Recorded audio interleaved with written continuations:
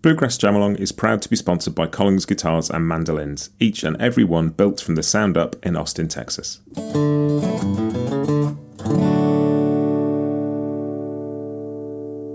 This episode is also brought to you by Peghead Nation, the home of roots music instruction.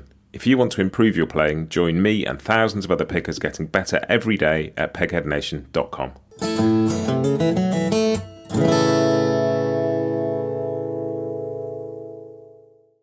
Hi, this is Matt, and you're listening to Bluegrass Jam Along, the podcast for anyone and everyone who loves bluegrass.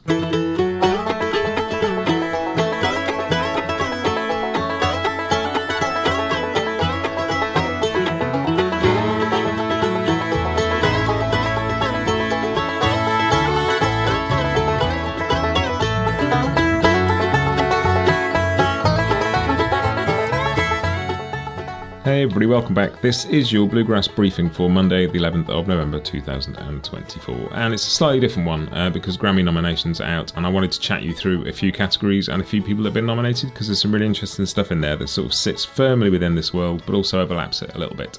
But before I do that, just a little recap on the podcast stuff. The benefit episode I did with Bryan Sutton for Hurricane Helene sort of clear up and relief efforts, that's been out a couple of weeks now. I'm going to close the fundraiser at the end of this week, so if you do want to donate still, you have till Friday to do it. I will leave a link in the show notes. If anybody hasn't contributed and wants to, now is your chance. But thanks to everybody who has. We're going to close that, and I'm going to send the funds over to IBMA, to the trust fund, to help with all that really important work. So thank you everybody, and thanks to Brian. If you missed it, I had a great chat with Sierra Hull for the podcast last week. She's got a new record coming out next year. She's also got a couple of holiday singles coming out. One of them is out now. And we chatted about the couple of covers she did recently, the Grateful Dead cover and the Tears for Fears cover, about her band, about the tour she's been on. Really, really interesting chat. Do go and listen to that one if you missed it. And this week, coming up on Wednesday, I have an interview with Sarah Jaros, all about her record Blue Heron Suite, which I absolutely adore. It's coming back out as a physical release in a couple of weeks' time, which is brilliant news. And yeah, just really, really interesting to talk to her about their record. It came out of a Freshgrass commission, as so many bits of music that I've talked about on the podcast recently did. And so next week, I'm also going to have an interview with the guys from Freshgrass to talk about the commissioning process, some of the music they've worked on, some of the reasons behind it, a bit of the Freshgrass history, and that'd be really cool. But on Wednesday, I have an interview with Sarah Jaros, all about Blue Heron Suite. I love the record, I love the conversation. Hope you enjoy it too. Do have a listen to that one. That's it on the podcast for now. All the usual stuff applies. If there's anything you've missed, go to the website, bluegrassjamalong.com.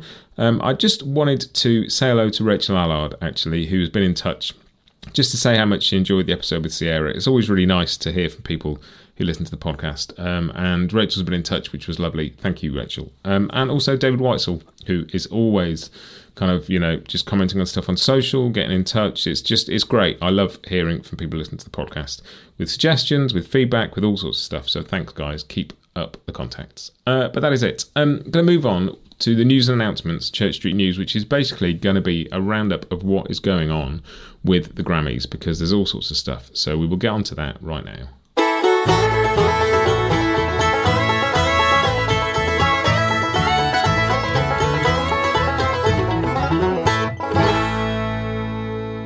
I'm just going to chat you through some Grammy categories. They're not all bluegrass related, but there's some stuff that's got definitely a foot in this world that I think people will be interested in. So, amongst the nominees for Best Contemporary Instrumental Album, that's basically albums that are sort of more than 3/4 new contemporary instrumental stuff, and I love an instrumental record.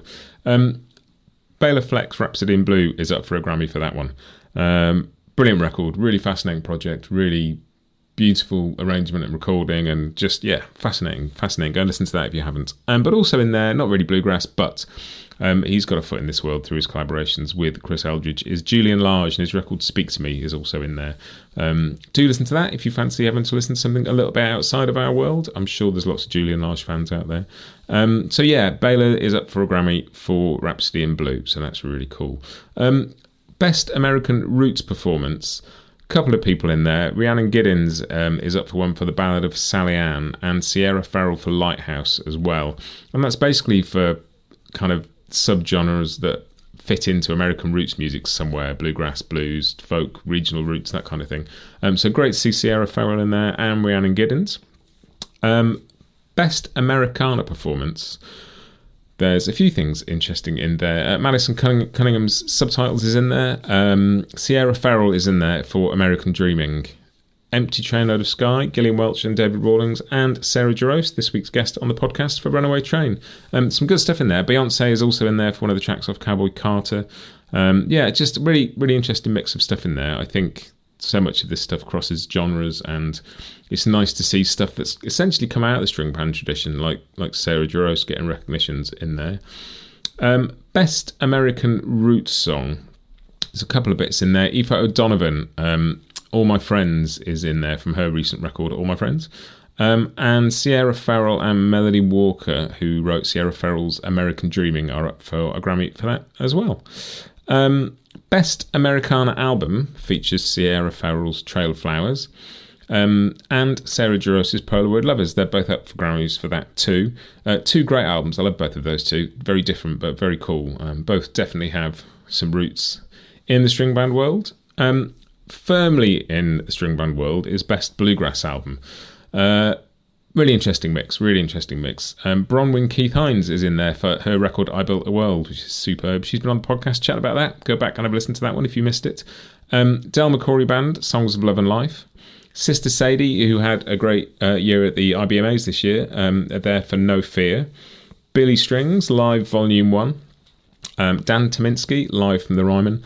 And Tony Trischka for Earl Jam, which is just such a superb record. And I did an interview with Tony all about Earl Jam, about the genesis of that record and how it came together. And there is a Volume 2 out next year as well. So I'm going to recap that one. Best Bluegrass Album, in case you missed any of that, was Bronwyn Keith Hines' I Built a World, Del McCoury Band, Songs of Love and Life, Sister Sadie, No Fear, Billy Strings, Live Volume 1, Tony Trischka, Earl Jam, and Dan Tominski, live from the Ryman. I'm sure you've all got a favourite in there. I'm sure more than one of those are your favourites. There's some really good records in there. Very excited to see what happens with that one. Do give me a shout on social media. Tell us, I'll post about this episode. Do get in touch and say what you think should win, what you'd like to see win. Actually, I love a lot of what's in there, but I'd like to see Tony Trischka's Earl Jam get a Grammy. I think it's just such a cool project. Really, really enjoyed that one. Next up, Best Folk Album, and Aoife O'Donovan is up for a Grammy in that one with All My Friends as well. And the Gillian Welch and Dave Rawlings' new album, Woodland, is in there too, so good to see those. Best Instrumental Composition. This one has Bela Fleck in as well, because The Remembrance with Chick Corea has got a nod in Best Instrumental Composition. And finally, there's an Arrangers Award, Best Arrangement, Instrumental or A Cappella, and Bela is up for that for Rhapsody in Bluegrass, which Bela arranged with Ferdi Grofer, I think it's pronounced, and also the whole band gets a credit. Rhapsody in Bluegrass is Bela, Michael Cleveland, Sierra Hull, Justin Moses, Mark Schatz, and Bryan Sutton. So loads of stuff in our world in the Grammy nominations this year. Some in very bluegrass string band categories, some a little bit more widely spread.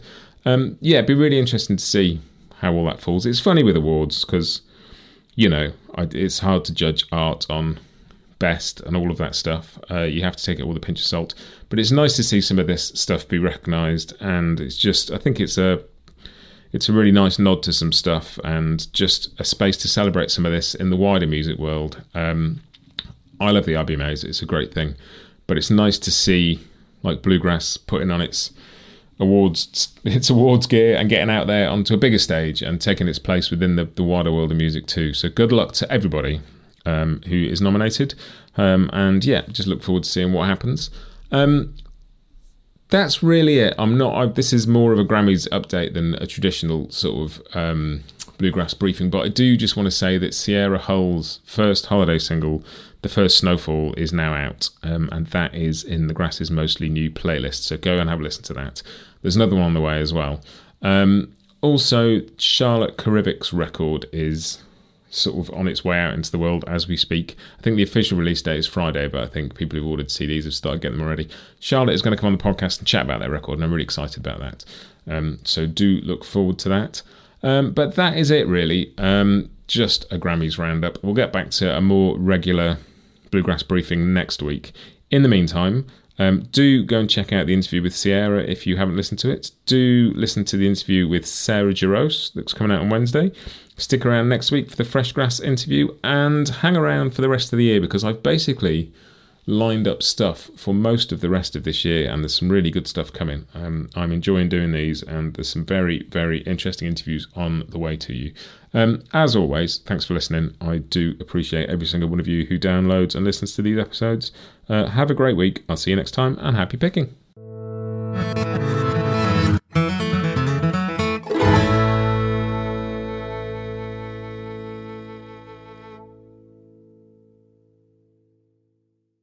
Bluegrass Jam Along is proud to be sponsored by Collings Guitars and Mandolins, making some of the finest guitars and mandolins in the world since the 1970s. Visit collingsguitars.com and find out why.